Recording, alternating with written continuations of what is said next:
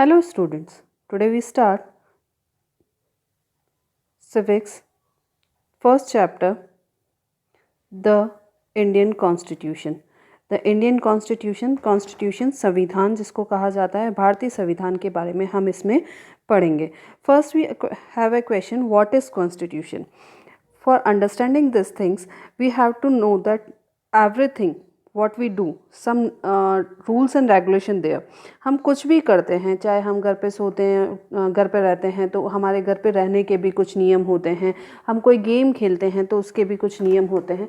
तो इसी तरीके से हमारी जो कंट्री है उसको गवर्न करने के लिए भी हमें कुछ रूल्स और रेगुलेशन की ज़रूरत पड़ती है. और कॉन्स्टिट्यूशन क्या है? A set of rule, a written document in which we find such rules is called constitution. तो कॉन्स्टिट्यूशन क्या है? एक रिटन डॉक्यूमेंट है जिसमें हम रूल्स और रेगुलेशन देखते हैं, जानते हैं, जिसमें लिखे हुए हैं कि हमारी कंट्री को चलाने के लिए हमारी कंट्री में क्या क्या रूल्स और रेगुलेशन है, वो इस कॉन्स्टिट्यूशन में हमें मिलते हैं. तो संविधान क्या है? सेट ऑफ रूल्स हैं where we know about the how to govern the country, how to live in the country. Secondary thing is that Why we need a constitution? Why does a country need a constitution? एक country को constitution की ज़रूरत क्यों होती है? इसके 4-5 कारण हैं जिसको हम देखेंगे कि भाई जो कंट्री है उसको रूल्स और रेगुलेशन की ज़रूरत क्यों पड़ती है, ये बनाए क्यों जाते हैं. तो सबसे पहले हम इसमें देखेंगे कि the constitution serve a purpose. First it lays out certain ideas that form the basis of the kind country that we as citizen aspire to live in. Constitution वो सारी चीज़ें हमें बताता है जैसे कि जो सिटीजन्स वहाँ पर रहते हैं, वहाँ के जो नागरिक हैं, वो उस देश को कैसा बनाना चाहते हैं, वो हमें कॉन्स्टिट्यूशन बताता है. इसके अकॉर्डिंग ही कॉन्स्टिट्यूशन को बनाया जाता है. The constitution serve several purpose. First and lays out certain ideals. कुछ आदर्श होते हैं जो कि उस कंट्री की बेसिक को बताते हैं कि वहाँ के जो लोग हैं वो उस कंट्री को कैसा बनाना चाहते हैं. Constitution tell us what the fundamental nature of the society. Constitution हमें ये भी बताता है कि उस सोसाइटी का बेसिक नेचर कैसा है, वहाँ की जो सोसाइटी है, वहाँ के जो लोग हैं वो किस नेचर के हैं, वहाँ के लोग कैसे हैं. A country is usually made up of different communities of people who share certain belief but not necessarily agreed on all issue. A constitution helps serve as a set of rules and principles that all persons of the country can agree upon the basis of the way in which they want to country to be a governed. इससे हमें पता चला, हमने कहा कि भाई country जो है वहाँ के जो कॉन्स्टिट्यूशन जो है वहाँ के रहने वाले लोगों के अकॉर्डिंग बनाया जाता है. इसके अलावा हम देखते हैं कि सोसाइटी में बहुत सारे लोग रहते हैं, तो वो सारे लोग जो हैं अगर अपनी अपनी सोचने लगेंगे, अपनी अपनी चलाने लगेंगे, अपने अपने रूल्स और रेगुलेशन लगाने लगेंगे अपनी अपनी सोसाइटी के अकॉर्डिंग, तो कंट्री को गवर्न करना थोड़ा मुश्किल हो जाएगा. तो इन सभी पर्सनस के अकॉर्डिंग, इन सभी पर्सनस को ध्यान में रखते हुए एक सेट ऑफ रूल्स बनाए जाते हैं जो सभी पर बराबर तरीके से लागू होते हैं. This includes not only the type of government but also the agreement on the certain ideas that they all believe the country should uphold. इसमें ना सिर्फ ये बताते हैं कि जो कह सकते हैं टाइप ऑफ गवर्नमेंट नहीं है कि डेमोक्रेटिक गवर्नमेंट है या मोनार्की है, ये ही नहीं बताते हैं. इसके अलावा ये उन आदर्शों को भी बताते हैं कि वहाँ के जो लोग हैं वो जो सब मिलकर क्या चाहते हैं, ये भी हमें कॉन्स्टिट्यूशन बताता है. इसको समझने के लिए हम सीधे एक एग्जांपल यहाँ पर आपको दे रखा है जो कि नेपाल का एग्जांपल है. We just discuss about it. Nepal के एग्जांपल में हम देखेंगे कि पहले वहाँ पर क्या था, मोनार्की सिस्टम था.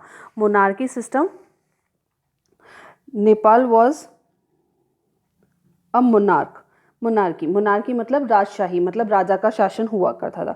The previous constitution of Nepal which had been adopted in 1990 reflected the fact that the final authority rests with the king. और जब वह मोनार्की का सिस्टम था तो जो भी किंग कहता था वहाँ वो ही होता था. तो मतलब उस टाइम में कॉन्स्टिट्यूशन किसके बिहाफ पे काम करता था? राजा के हिसाब से, कि राजा जो चाहता है वही उसमें उस देश में होता था. और वहाँ के लोगों के क्या विचार होते थे, या फिर ये कहें कि वहाँ पर मेन अथॉरिटी जो थी वो किंग था, तो किंग के अकॉर्डिंग वहाँ के सारे रूल्स और रेगुलेशन चला करते थे। The people movement in Nepal fought for several decades to establish democracy, and in 2006 they finally succeeded in putting an end of the power of the king।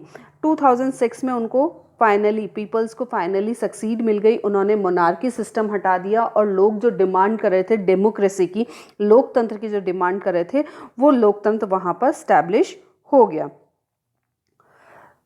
The people had to write a new constitution to establish Nepal as a democracy. The reason that they did not want to continue with the previous constitution is because it did not reflect the ideals of the country that they want Nepal to be, and they have fought for। अब हमने जैसा previous में बात की कि लोगों के जैसे आदर्श होते हैं, लोगों की जैसे लोग जैसा चाहते हैं वैसा अपने कंट्री को बनाना चाहते हैं, वैसा वो उस कॉन्स्टिट्यूशन में लिखा होता है। तो पहले कॉन्स्टिट्यूशन, हम नेपाल का एग्जांपल देखते तो नेपाल का जो कॉन्स्टिट्यूशन था, कॉन्स्टिट्यूशन उस टाइम भी था, कॉन्स्टिट्यूशन है क्या कि वे सेट ऑफ रूल्स हैं, तो उस टाइम भी वो जो थे उनका जो कॉन्स्टिट्यूशन था वो किसके अकॉर्डिंग वर्क करा था, किंग के अकॉर्डिंग वर्क करा था। अब जब डेमोक्रेसी आ गई तो डेमोक्रेसी आने के साथ ही क्या हुआ, उनका कॉन्स्टिट्यूशन भी चेंज होगा। अब वहाँ के जो लोग जैसा चाहते हैं अपने देश को बनाना, उनके जो आदर्श हैं, वहाँ की जो सोसाइटी में रहने वाले लोग हैं, उन सबके लिए क्या अच्छा रहेगा उसके अकॉर्डिंग वो कॉन्स्टिट्यूशन बनाते हैं। तो कॉन्स्टिट्यूशन का पहला कारण कि ये हमें कॉन्स्टिट्यूशन वहाँ के जो आइडियल्स हैं उसको बताता है, सोसाइटी का टाइप बताता है, इसके साथ ही कॉन्स्टिट्यूशन जो है वो हमें वहाँ के जो कह सकते हैं कि पीपल्स जो हैं वो जिस तरीके का अपना देश बनाना चाहते हैं वो हमें बताता है। जैसा कि नेक्स्ट थिंग आती है, the second important purpose of the constitution is to define the nature of the country's political system। Second important thing हमारे लिए इसलिए भी ज़रूरी है कॉन्स्टिट्यूशन, क्योंकि कॉन्स्टिट्यूशन हमें बताता है कि उस देश का पॉलिटिकल सिस्टम कैसा है। जैसे कि हम बात करें, हम एक डेमोक्रेटिक कंट्री हैं, इंडिया एक डेमोक्रेटिक कंट्री है, तो हमारे संविधान में इसको लिखा जाएगा भारत एक लोकतांत्रिक देश। इसी तरीके से अगर हम नेपाल के पहले वाले कॉन्स्टिट्यूशन की बात करें तो वहाँ पर क्या था, मोनार्की थी, राजशाही था, तो वहाँ का जो कॉन्स्टिट्यूशन था उसमें राजशाही को बताया गया था। तो कॉन्स्टिट्यूशन जो है वो डिफाइन करता है जो कंट्री होता है उसकी नेचर क्या है। For example, Nepal earlier constitution cited for that the country was to be ruled by the king and his council of minister। In the country that have adopted the democratic form of government and policies, the constitution plays a crucial role in the laying out the certain important guidelines that govern decisions making within this society। उससे हमें कह सकते हैं constitution से हमें पता चलता है कि उस देश की कौन सी कह सकते हैं पॉलिटिकल सिस्टम वहाँ पर चलता है, कौन सा in democracy we choose our leader. In democracy में क्या होता है, लोकतंत्र में क्या होता है, हम अपने लीडर्स को चुनते हैं through the different type of election. अगर हम गांव की बात करें तो हम पंचायती राज इलेक्शन के तौर पर पंचायत के इलेक्शन होते हैं, उसके थ्रू हम हमारे कैंडिडेट्स को चुनते हैं। स्टेट की बात करें तो विधानसभा के इलेक्शन के थ्रू हम हमारे कैंडिडेट्स को चुनते हैं। सेंट्रल की बात करें तो लोकसभा के इलेक्शन के थ्रू हम अपने कैंडिडेट को चुनते हैं। तो डेमोक्रेसी में क्या होता है, हम हमारे लीडर को चुनते हैं और वो हमारे बिहाफ पर, मतलब हमारे लिए, देश के लिए, देश में काम करते हैं, या हमारे लिए जनता के लिए वो काम करते हैं, मतलब वो हमारे लीडर के रूप में काम करते हैं। However, there is always the possibility that these leaders might misuse their authority, and the constitution usually provides safeguard against this। Why does we need a constitution? तो थर्ड पॉइंट ये होता है कि हमें कॉन्स्टिट्यूशन की ज़रूरत क्यों है, ताकि जो हमारे लीडर्स हैं जिनको ये पावर मिली हुई है कि वो हमारे बिहाफ पर देश में कानून चलाए या फिर रूल्स और रेगुलेशन बनाए, तो उनसे कई बार वो हमारे जो रूल्स और रेगुलेशन हैं उनका मिसयूज़ कर लेते हैं, अपनी पावर का मिसयूज़ कर लेते हैं और रूल्स और रेगुलेशन को तोड़ देते हैं। तो उनसे हमें सेफगार्ड देने के लिए, उनसे हमें सुरक्षा प्रदान करने के लिए भी हमें कॉन्स्टिट्यूशन की ज़रूरत होती है। This misuse of the authority can result the gross injustice and demonstrated in the classroom situation below. इसको समझने के लिए हमारे पास एग्जाम्पल है। एग्जाम्पल है क्लासरूम का। जैसा कि आप सभी के क्लासरूम में यहाँ पर एक एग्जाम्पल दिया हुआ है कि मैम को क्लास में कोई काम था, तो क्लास से बाहर जाने का कोई काम था, तो मैम एक किसी अच्छे कह सकते हैं बदमाश बच्चे को, बुली पर्सन को खड़ा कर देती हैं कि आप क्लास को माइंड करें। लेकिन वो क्या था, शैतान बच्चा था, तो उसने एक इनोसेंट बच्चे को क्या कहा कि आज तेरी बारी है, आज तुझे मैं फंसा कर रहूँगा। अब जब मैम वापस अपना काम करके लौट के आती हैं, तो उस बुली पर्सन ने, जिसको कि ma'am as a monitor appoint करती हैं, वो क्या करता है, झूठी मूठी शिकायत उस इनोसेंट बच्चे की कर देता है कि इसने मैम क्लास को डिस्टर्ब किया था। तो इससे क्या हुआ, पर्सन को अथॉरिटी मिली थी, किसने दी थी, मैम ने दी थी वो पर्सन को। अब उसने अपनी पावर का मिसयूज़ किया। तो इस तरीके का मिसयूज़ हमारी सोसाइटी में ना हो, देश को गवर्न करने में जो गवर्नमेंट काम कर रही है वो ना करें, इसके लिए भी कुछ रूल्स और रेगुलेशन बनाए जाते हैं। जैसे कि हमारे फंडामेंटल राइट्स हैं, जो कि हमारे अधिकार हैं, मौलिक अधिकार हैं, जो हमें इन सारी चीज़ों से बचाते हैं। In democratic society In democratic society, the constitution often laid down the rules that guard against the misuse of authority by the political leaders. In case of the Indian constitution, about which you will read more later in this chapter, many of these laws are contained in the section of fundamental rights. हम अभी बात कर चुके हैं कि fundamental rights हमें provide कराए जाते हैं, जिससे कि हम अपने राइट्स की बात कर सकें, और जो हमारी हायर पावर में जो अथॉरिटीज़ हैं वो अपने पावर का मिसयूज़ ना करें।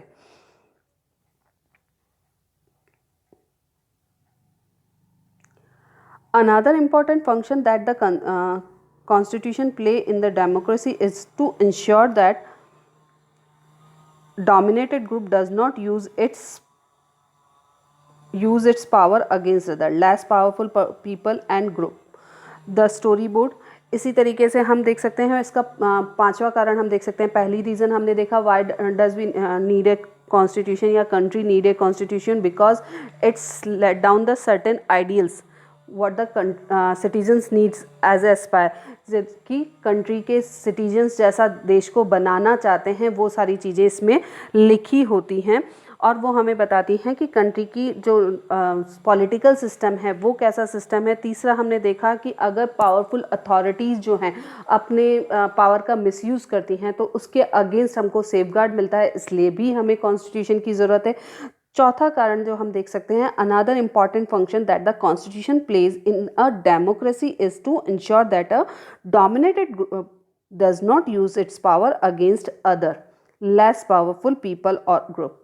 इसमें इस चीज़ की भी हमें प्रोटेक्शन दिया जाता है कि जो समाज के डोमिनेटेड ग्रुप हैं, जो मतलब प्रभावशाली ग्रुप्स हैं, अगर किसी एरिया में कोई सोसाइटी है या कोई रिलीजन है जो पावरफुल है, या फिर धर्म के आधार पर ना कह के हम इकोनॉमिक फैक्टर के आधार पर कहें कि इकोनॉमिक रूप से कोई ग्रुप्स हैं वो काफ़ी पावरफुल हैं, वहाँ पर कुछ जो हैं नॉन पावरफुल लोग रह रहे हैं या उनके पास इकोनॉमिकली रूप से वो इतने पावरफुल नहीं हैं या इतने अच्छे नहीं हैं, तो वो अपने रिलीजियस को, वो अपने धर्म को, वो अपने विचारों को रखने की पूरी आज़ादी रखते हैं, जैसे कि जो मेजॉरिटी वाले लोग हैं वो रखते हैं। तो इससे भी हमें बचाने के लिए इसमें हमें कॉन्स्टिट्यूशन कुछ रूल्स और रेगुलेशन बताता है। स्टोरी बोर्ड में आपको दिया गया है, बताया गया कि किस तरीके से क्लास में बॉयज़ और गर्ल्स डिस्कस करते हैं कि हम बॉयज़ कहते हैं कि हमें क्रिकेट खेलना है, गर्ल्स कहती हैं हमें बास्केटबॉल खेलना है। तो जो टीचर हैं वो टीचर है ना वोटिंग के बेसिस पे कहते हैं, तो बॉयज़ की नंबर ज़्यादा होते हैं, तो वोटिंग के बेसिस पे क्या होता है कि बॉयज़ जीत जाते हैं। तो गर्ल्स जो कहती हैं कि हमेशा ऐसा ही होता है क्योंकि आप लोगों का नंबर ज़्यादा है इसलिए आप लोग बॉयज़ जो हैं वो जीत जाते हैं, और कोई अनादर तरीका होना चाहिए ताकि हम लोग भी अपने हिसाब से गेम को खेल सकें।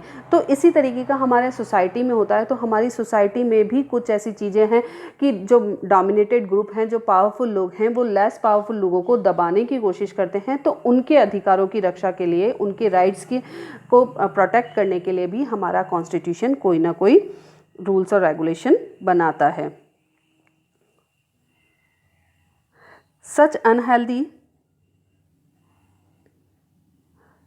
Such unhealthy situation can occur in democratic society too, where a majority can continuously and for decision that the exclude minority and go against their interest। हमारी सोसाइटी में भी हमें ये कई बार देखने को मिलता है, जो मेजोरिटी वाले लोग हैं, मेजोरिटी मतलब जो संख्या में ज़्यादा हैं, वो हमेशा क्या करते हैं कि अपने डिसीजंस जो हैं वो माइनॉरिटीज़ पे थोप देते हैं या ज़बरदस्ती उनको मनवाने की कोशिश करते हैं।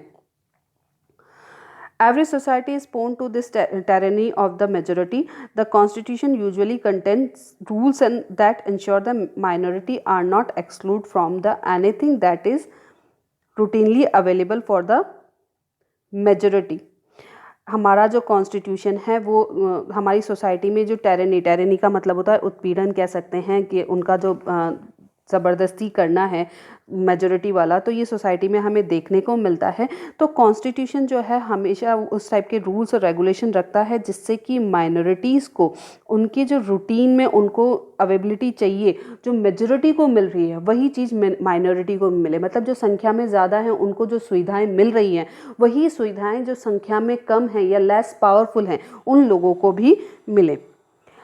Another reason why we have Constitution is a precisely to prevent this tyranny or domination by a majority or a minority. This can refer to one community dominating another. Intercommunity domination or member of one community dominating another, which is the same community, and intra-community domination। दो तरह के community domination देखते हैं, एक तो inter community domination और दूसरा है intra community domination. One community dominate inter community domination का मतलब होता है जब एक कम्युनिटी दूसरी कम्युनिटी को दबाती है। जैसा कि आप अगर न्यूज़पेपर देखते हैं तो पाकिस्तान में आपको ज़्यादातर ऐसा सुनने को मिलता है कि हिंदुओं के साथ उन्होंने इस तरह का बिहेव किया या हिंदुओं के साथ वो इस तरीके की चीज़ें कर रहे हैं। तो वही सारी चीज़ें जो होती है वो हिंदू और मुस्लिम के बीच की बात है। तो ये क्या है, इंटर कम्युनिटी डोमिनेशन है।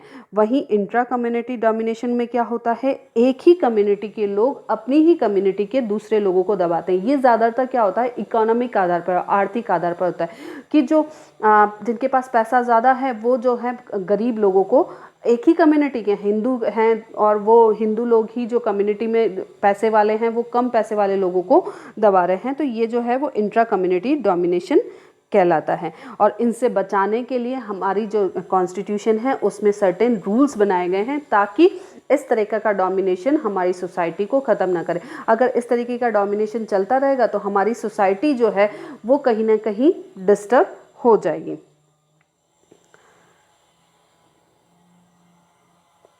The third significant reason why we need constitution is to save us from ourselves. This may sound strange, but what is meant by this, that we might at the times feel strongly about an issue that might go against our larger interest, and constitution help us to guard against this।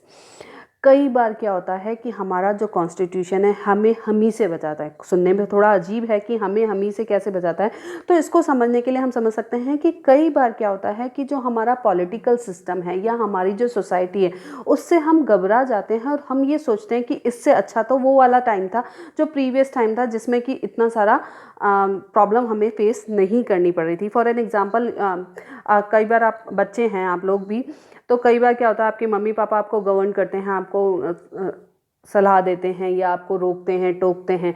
तो कई बार क्या लगता है कि अरे यार हम तो अकेले ही अच्छे हैं यार, मम्मी पापा हमें बहुत डांटते हैं या करते हैं, अच्छा होता कि हम कहीं अकेले रह रहे होते।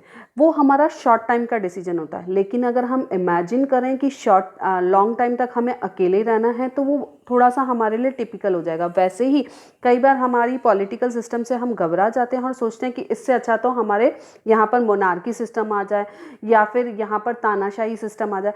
तो उससे क्या होगा कि जो हमारी थोड़े टाइम की सोच है वो हमारे लॉन्ग टाइम को नहीं देखती है। तो इस तरीके की सोच जो है, पॉलिटिकल सिस्टम को बदलने की जो सोच है वो जो है इस कॉन्स्टिट्यूशन में हमें प्रोटेक्ट करती है अपने आप से, कि हम कुछ गुस्से में आकर या कुछ ऐसे थोड़े से ही प्रॉब्लम से घबराकर अपने पॉलिटिकल सिस्टम को ना चेंज करें। तो ये कॉन्स्टिट्यूशन उससे भी बचाता है। इसको समझने के लिए हम एग्जाम्पल देखते हैं। यहाँ पर जो स्टोरी बोर्ड दी गई है, स्टोरी बोर्ड में क्या है कि इसका एग्ज़ाम है लड़की का, और शबनम जिसका नाम है उसका एग्ज़ाम है और नेक्स्ट डे और उसका फेवरेट टीवी सीरियल आ रहा है टीवी पे। तो वो सोचती है कि मैं टीवी सीरियल देखूं कि मैं पढ़ाई करने जाऊं। अगर मैं पढ़ाई करने जाऊंगी तो मेरा फेवरेट सीरियल छूट जाएगा। नॉर्मली आजकल आप यही करते हैं कि पढ़ाई बाद में कर लेंगे, पहले सीरियल देख लेते हैं। उसने थोड़ा सा सोचना शुरू किया, तो उसकी मदर ने जब उसको देखा कि भाई क्या प्रॉब्लम है, तुम क्यों परेशान हो रही हो, तो उसने कहा कि कल मेरा टेस्ट है, आप लोग टीवी देख रहे हैं तो मेरा भी मन कर रहा है टीवी देखने का, और ये मेरा फेवरेट सीरियल है, मुझे समझ नहीं आ रहा कि मैं क्या करूं। तो उनकी फैमिली जो उसको सपोर्ट करती है और वो पढ़ने चली जाती हैं। तो वो जब पढ़ने चली जाती हैं तो और जब दूसरे दिन वो जब पेपर दे रही होती तो वो ये सोचती है कि अच्छा हुआ कल मैंने टेलीविज़न नहीं देखा, अगर टेलीविज़न देखती तो मेरा पेपर अच्छा नहीं होता। अगर वो थोड़े समय के लिए अपने जो है पढ़ाई को साइड में रखकर, जो इम्पोर्टेंट थिंग है उसको साइड में रखकर टीवी देखने लग जाती तो दूसरा दिन उसका बेकार हो जाता। वैसे ही हमारे साथ भी होता है कि कई बार हम लोग सोचते हैं कि हमारा जो पॉलिटिकल सिस्टम है वो अच्छा नहीं है, हमें दूसरे पॉलिटिकल सिस्टम की तरफ जाना चाहिए, तो हमारा कॉन्स्टिट्यूशन इससे हमारी हेल्प करता है। Similarly the constitution help to protect us against certain decision that we might take that could have an adverse effect on a larger principle that the country believes. For an example, it is possible that many people who live in a democratic might come to strongly feel that the party politics has become a acrimonious, that we need a strong dictator to set this right. वही जो मैंने अभी एक समझाया कि कई बार क्या होता है, पार्टी पॉलिटिक्स से लोग घबरा जाते हैं कि ये क्या पॉलिटिक्स चल रही है। अभी जैसे कई लोग सोच भी रहे होंगे, अगर आप लोग न्यूज़पेपर देखते हैं तो कि जैसे हमारी जो मॉनसून सत्र है जो वो नहीं चल पा रहा है, पार्टी पॉलिटिक्स की वजह से लोग आपस में डिस्कस नहीं कर रहे हैं कुछ इश्यूज़ को लेकर। तो कई बार कई लोग ऐसा सोचते होंगे इससे अच्छा तो एक डिक्टेटरशिप, मतलब कि तानाशाही हमारे यहाँ पर रूल करती तो ये सारी चीज़ें सही हो जाती। लेकिन वो शॉर्ट टर्म का डिसीजन था। तो लॉन्ग टर्म में अगर हम तानाशाही की बात करें जहाँ पर एक व्यक्ति पूरे देश को चलाने की बात सोचता है, तानाशाही का मतलब कि एक व्यक्ति जो है अपने स्ट्रॉन्ग डिसीजन, चाहे वो सही हैं चाहे वो गलत हैं, बिना सोचे कि उसका लोगों पे क्या प्रभाव पड़ेगा, वो अपने डिसीजंस लोगों पे थोपने लग जाता है, अपनी जनता पे थोपने लग जाता है। तो उस टाइप का डिसीजन अगर हम तानाशाही अपने देश में चाहेंगे तो हमारे लिए लिवेबल कंडीशन नहीं रहेगी। Swept by this emotion, they may not realize that in a long run, dictatorial rule goes against all their interest. इस छोटे से इमोशन के चक्कर में वो ये भूल जाते हैं कि भाई जो डिक्टोरियल रूल है, जो डिक्टेटरशिप है, जो तानाशाही रूल है, वो हमारे लॉन्ग टाइम के इंटरेस्ट को ख़त्म कर देगा। A good constitution does not allow this whims to change its basic structure. इसीलिए हमारा कॉन्स्टिट्यूशन जो है वो ईजिली बदला नहीं जा सकता कि आज हमने चाहा, मैं चाह रही हूँ कि नहीं मेरे यहाँ डिक्टेटरशिप हो जानी चाहिए और हमारा कॉन्स्टिट्यूशन कल बदल कर डेमोक्रेसी से डिक्टेटरशिप हो जाएगा, ऐसा नहीं होता है। तो कॉन्स्टिट्यूशन में बदलाव में एक लंबा प्रोसीजर होता है। जब तक हमारा माइंडसेट, एक छोटा जो इमोशन आया था, जो एक छोटे से हमारी जो भावनाएं आई थी कि ये नहीं होना चाहिए, ये होना चाहिए, तो उसमें भी बदलाव लेके आते हैं। और इसकी वजह से कॉन्स्टिट्यूशन हमारा इतना अच्छा है कि हमें एकदम से सडन जो हमारे दिमाग में आता है उसको, वो चीज़ यहाँ पर एकदम से लागू नहीं होती। It does not allow for the easy withdrawal of the provisions that guarantee right of citizens and protect their freedom। इसलिए हमारा जो कॉन्स्टिट्यूशन है वो जनता के लिए, जो यहाँ के रहने वाले नागरिक हैं, उनकी राइट्स को लेकर जो बदलाव होना है या फिर उनकी आज़ादी को जो लेकर बदलाव है होना है, वो ईजीली नहीं होता है। तो यहाँ हमने देखा कि why does a country need a constitution. ये डायरेक्टली आपका क्वेश्चन भी बन सकता है कि कंट्री को कॉन्स्टिट्यूशन की ज़रूरत क्यों है। तो फर्स्ट थिंग कि जैसा यहाँ की जनता इसको बनाना चाहती है वैसा ये कॉन्स्टिट्यूशन बनाया जाता है। तो जनता के विचारों के आधार पर ये कॉन्स्टिट्यूशन होता है, तो जनता की भावनाओं का इसमें ध्यान रखा जाता है। दूसरा कारण हम देख सकते हैं कि ये हमारे पॉलिटिकल सिस्टम को बताता है। थर्ड जो है, पावरफुल अथॉरिटी जो है वो अपनी पावर का मिसयूज़ ना करे, ये इसमें प्रोटेक्शन देता है। फोर्थ हम कह सकते हैं कि जो डोमिनेटेड ग्रुप है वो लेस पावरफुल लोगों पर अपना, कह सकते हैं, डोमिनेशन ना करें, इसके लिए रूल्स और रेगुलेशन बनाए जाते हैं। और फिफ्थ रीज़न हम कह सकते हैं कि भाई ये हमसे ही हमको बचाता है, सेफगार्ड प्रोवाइड कराता है। इसमें कुछ रूल्स हैं, रेगुलेशन हैं, फंडामेंटल राइट्स हैं, हमारे फंडामेंटल ड्यूटीज़ हमें बताई जाती हैं कि हमें क्या करना है, कौन से अधिकार हैं जो हमें बचाते हैं, इस तरीके से। इसलिए हमें कॉन्स्टिट्यूशन की ज़रूरत है। I hope you understand the chapter. In next video we will study about the Indian constitution की फीचर, जो इंडियन कॉन्स्टिट्यूशन के मुख्य फीचर्स हैं उनके बारे में हम स्टडी करेंगे नेक्स्ट वीडियो में। Okay, thank you.